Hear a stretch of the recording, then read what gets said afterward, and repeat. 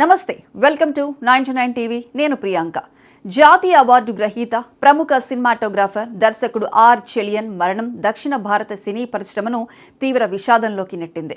తన ప్రత్యేకమైన ఛాయాగ్రహణ శైలి, సహజత్వానికి దగ్గరగా ఉండే విజువల్ భాష, భావోద్వేగాలను కెమెరా ఫ్రేమ్ల ద్వారా అద్భుతంగా ఆవిష్కరించే నైపుణ్యంతో ఆయన తమిళ చిత్ర పరిశ్రమలో ప్రత్యేక గుర్తింపు సంపాదించారు. కొంతకాలంగా అనారోగ్యంతో బాధపడుతున్న చెలియన్ చెన్నైలో తుది శ్వాస విడిచారు.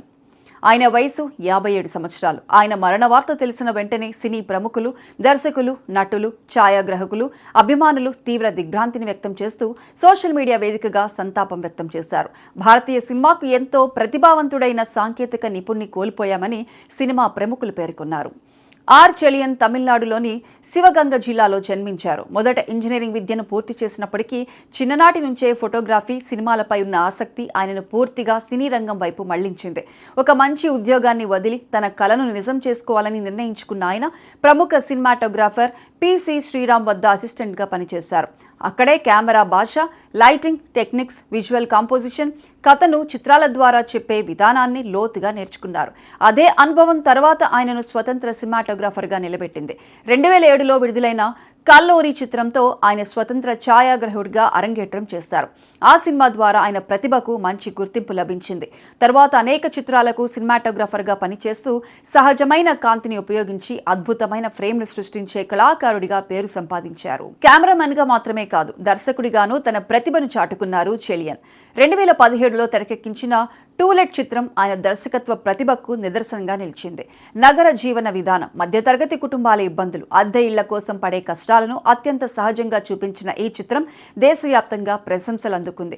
65వ జాతీయ చలనచిత్ర పురస్కారాల్లో ఉత్తమ తమిళ చిత్రంగా జాతీయ అవార్డును గెలుచుకుంది. అంతేకాదు, ఈ సినిమాకు సంబంధించిన ఛాయాగ్రహణానికి అంతర్జాతీయ స్థాయిలో కూడా ప్రశంసలు లభించాయి. మిలాన్ ఇంటర్నేషనల్ ఫిల్మ్ ఫెస్టివల్లో ఉత్తమ సినిమాటోగ్రాఫర్ అవార్డును అందుకోవడం ద్వారా ఆయన ప్రతిభ ప్రపంచవ్యాప్తంగా గుర్తింపు పొందింది. చెలియన్ చిత్రాల్లో ఎక్కువగా కనిపించే ప్రత్యేకత సహజత్వం. కృత్రిమ లైటింగ్ కంటే సహజ కాంతినే ఎక్కువగా ఉపయోగించడం, పాత్రల భావోద్వేగాలను కెమెరా కదలికల ద్వారా ప్రేక్షకుల హృదయాలకు చేరవేయడం ఆయన శైలిలో ప్రధాన అంశం. ప్రతి ఫ్రేమ్ను ఒక పెయింటింగ్లా అందంగా మలచడంలో ఆయనకు ప్రత్యేక నైపుణ్యం ఉండేది. కథలోని భావాన్ని కెమెరా ద్వారా చెప్పడం ఆయనకు ఎంతో ఇష్టం. అందుకే ఆయన సినిమాల్లో విజువల్స్ ప్రేక్షకుల్ని లోలోపల ఆలోచింపచేసేవి.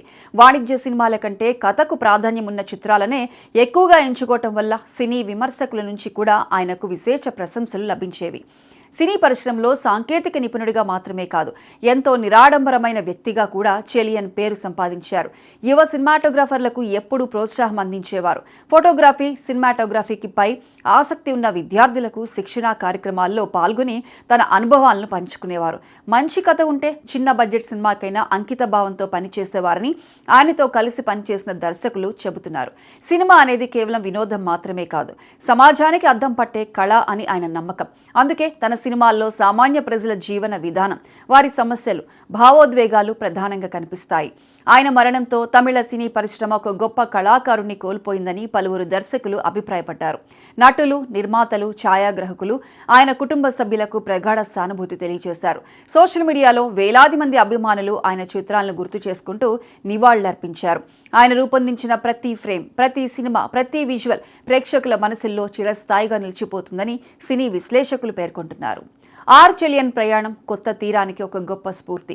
ఇంజనీరింగ్ చదివి కూడా తన అభిరుచిని వదలకుండా సినిమాను కెరీర్గా ఎంచుకొని జాతీయ స్థాయి నుంచి అంతర్జాతీయ స్థాయి వరకు గుర్తింపు పొందడం ఆయన పట్టుదలకు నిదర్శనం. ఒక సాధారణ కుటుంబం నుంచి వచ్చి భారతీయ సినీ ప్రపంచంలో అత్యంత గౌరవనీయమైన సినిమాటోగ్రాఫర్గా ఎదగడం నిజంగా అరుదైన విషయం.